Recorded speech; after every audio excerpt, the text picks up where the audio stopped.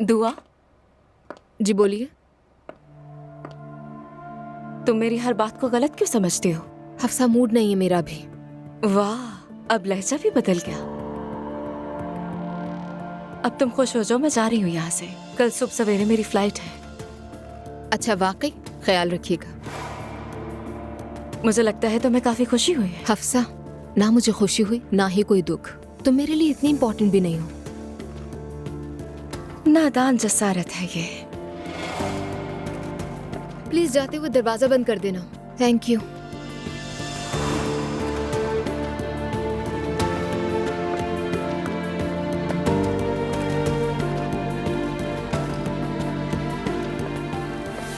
मैंने सोचा कि दुआ को खुदा हाफिज कह दूं, लेकिन वो फिर से चिढ़ गई।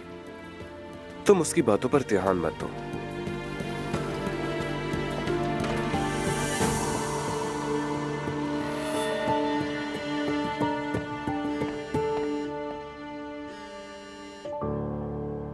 नायला, बाद में बात कर सकते हैं।